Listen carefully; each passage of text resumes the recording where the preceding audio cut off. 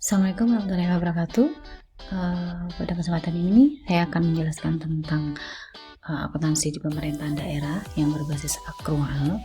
Seperti yang saya sampaikan sebelumnya, bahwa di dalam silabus pertemuan kita, di materi yang setelah UTS itu kita akan lebih banyak berbicara tentang akuntansi di sektor publik, khususnya adalah akuntansi sektor publik yang dimaksud adalah untuk organisasi sektor publik instansi pemerintahan.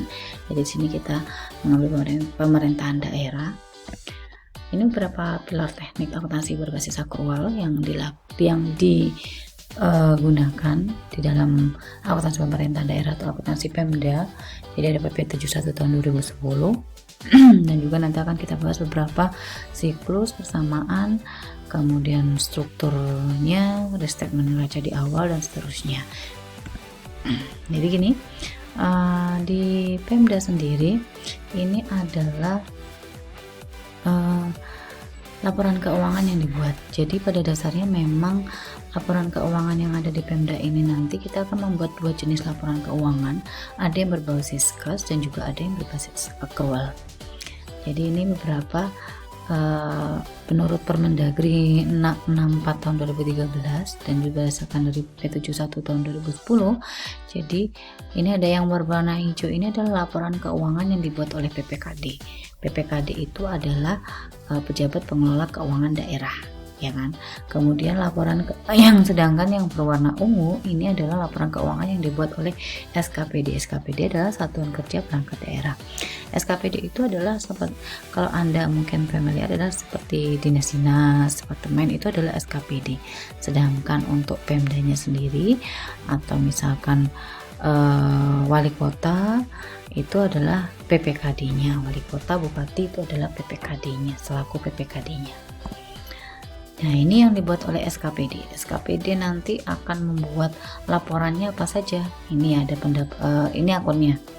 Akun-akunnya, laporannya adalah ini, ada laporan realisasi anggaran, kemudian ada laporan operasional, laporan neraca, dan juga laporan perubahan ekuitas. Kemudian yang juga ada CALK. Jadi laporan ini nanti 1, 2, 3, 4, 5 ini yang akan dikerjakan oleh SKPD.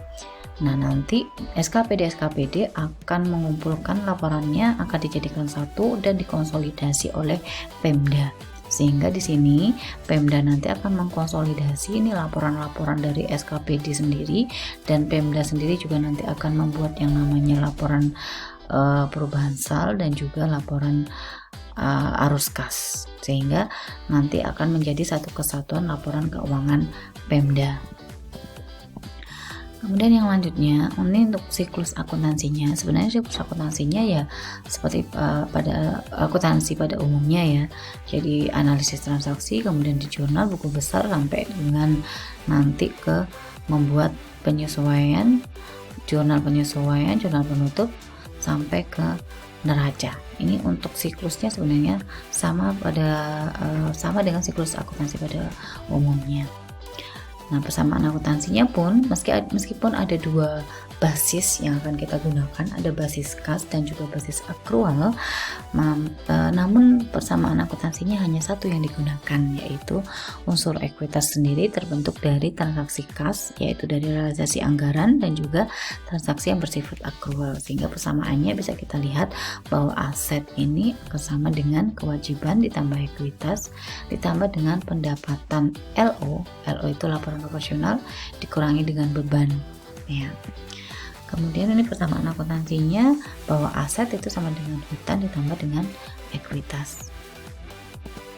Saya akan langsung ke, nanti bisa sebagian yang lainnya bisa Anda baca sendiri, yang akan langsung ke struktur akuntansi. Jadi struktur akuntansi di Pemda ini sebenarnya struktur hubungan entitasnya ini sama dengan home office and branch office. Jadi kalau Anda masih ingat kantor pusat dan juga kantor cabang.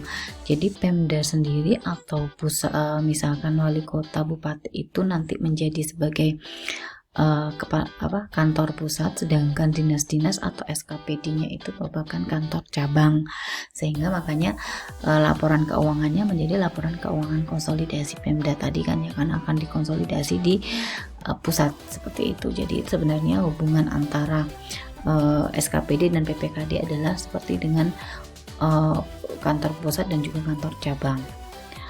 Jadi struktur hubungan HOBO ini lebih tepat untuk menggambarkan hubungan transaksi antara PPKD dan SKPD. Ya, seperti itu. Sehingga transaksi antara PPKD dan SKPD dicatat menggunakan akun resiprokal atau RK. Nanti Anda akan menemukan yang namanya RK, akun resiprokal ya, atau RK PPKD. Ini adalah satu rekening yang menghubungkan bila mana terjadi transaksi antara PPKD dan SKPD, seperti itu. Nanti akan lebih jelasnya akan kita lihat pada saat prakteknya.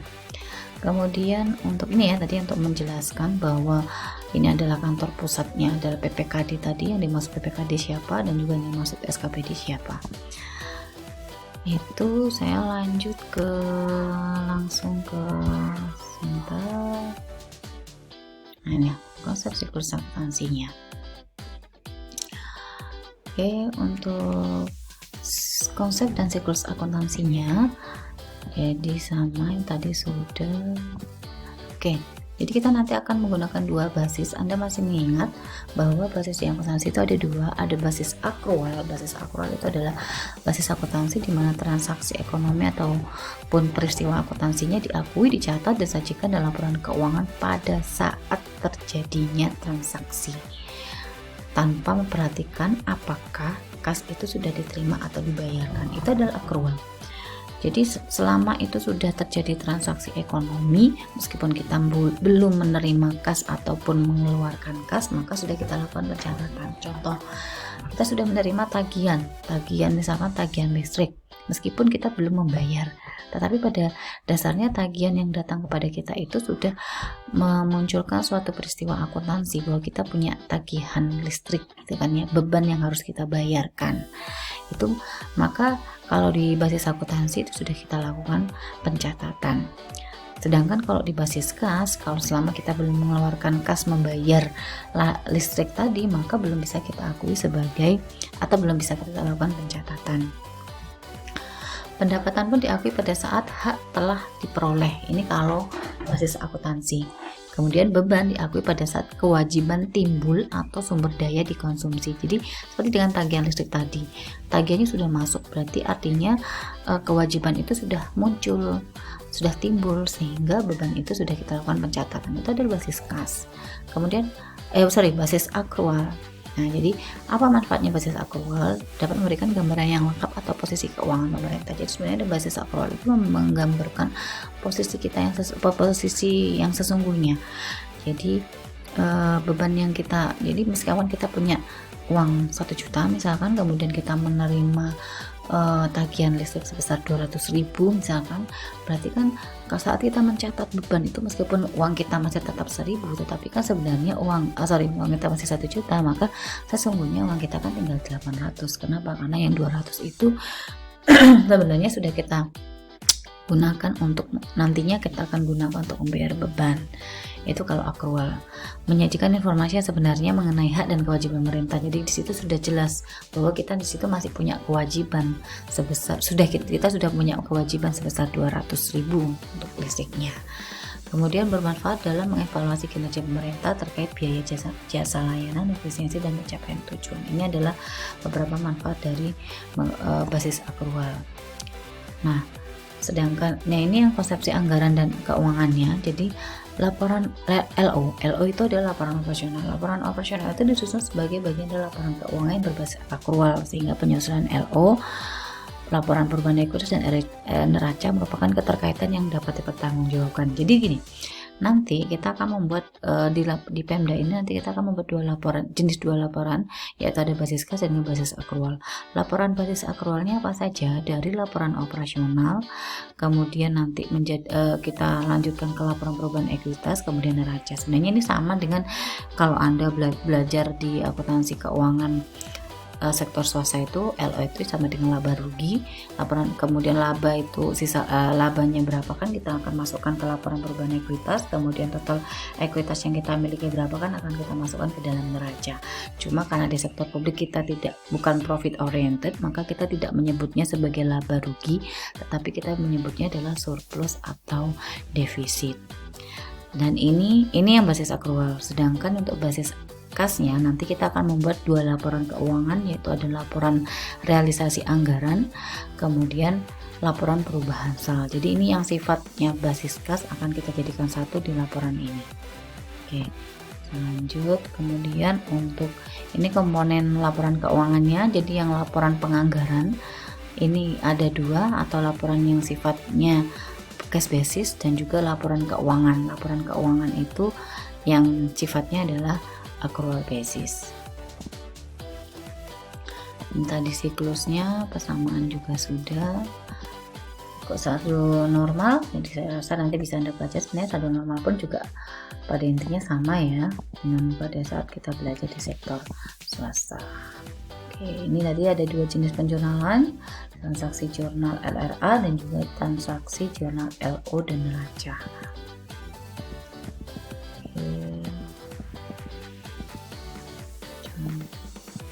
Sebentar, saya lanjutkan. Saya langsung ke contoh yang materi kita, yaitu tentang akuntansi pendapatan.